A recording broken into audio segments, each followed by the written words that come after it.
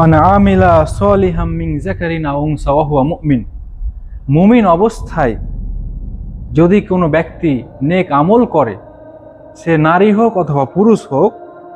ফালানুহিয়ান্নাহু হায়াতাত তাইয়্যিবা, তাহলে আল্লাহ সুবহানাহু ওয়া তাআলা তাকে দুনিয়ার জীবনে একটি উত্তম জীবন দান করবেন, উত্তম জীবন সামগ্রী তাকে দান করবেন। যেমন ভাবে আমরা দোয়ায় বলি, রব্বানা আতিনা ফিদ দুনিয়া হাসানা, হে রব্বুল আলামিন তুমি আমাকে এই দুনিয়ার ভিতরে কল্যাণ দান করো। সে আল্লাহ তাআলা বলছেন যে মুমিন অবস্থায় যদি কেউ নেক আমল করে এই পৃথিবীর বুকে, তাহলে আল্লাহ তাআলা তাকে দুনিয়াতেই কল্যাণ দান করবেন, তাকে উত্তম জীবন দান করবেন। এরপর আল্লাহ তাআলা আবার বলছেন, ওয়ালা নাযিয়ান্নাহুম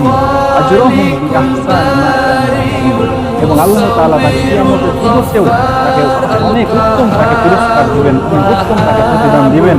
যে যে কাজগুলো তারা করেছে, যে আমল তারা করেছে, আমলের বিনিময়ে আল্লাহ সুবহানাহু ওয়া তাআলা তাদেরকে উত্তম পুরস্কার দান করবেন।